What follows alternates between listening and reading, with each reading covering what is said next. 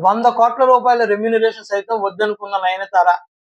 Indian సినిమాలో మరియు ముఖ్యంగా సౌత్ ఇండియా సినిమాలో దూసుకుపోతున్న నయనతార 100,00,00,000 ఇచ్చినా ఒక చిత్రంలో నటించనని ముఖం మీదే చెప్పేసిందట.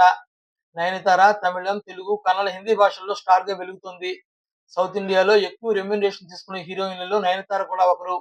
'షారుఖ్ ఖాన్' మూవీ 'జవాన్' మూవీతో బాలీవుడ్‌లో అడుగుపెట్టి ఆ సినిమాతో సూపర్ డూపర్ హిట్ సాధించింది. ఆ తర్వాత నయనతారకు చాలా క్రేజ్ పెరిగింది. ఇటీవలే మెగాస్టార్ చిరంజీవి కొత్త సినిమాల్లో నటించేందుకు నయనతార అంగీకరించింది. అనిల్ రావిపూడి దర్శకత్వం వహించే ఈ సినిమా చిత్రీకరణ ఇటీవలే ప్రారంభమైంది.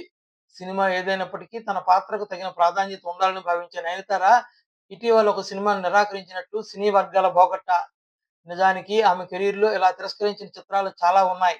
కానీ తాజాగా నటించనని చెప్పిన సినిమాకు ప్రత్యేకత ఉంది.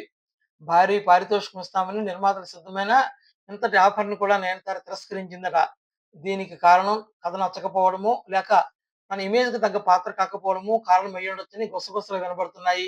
ఏది ఏమైనా అది నయనతార ఆత్మాభిమానమని ఆమె అభిమానులు చెప్పుకుంటున్నారు.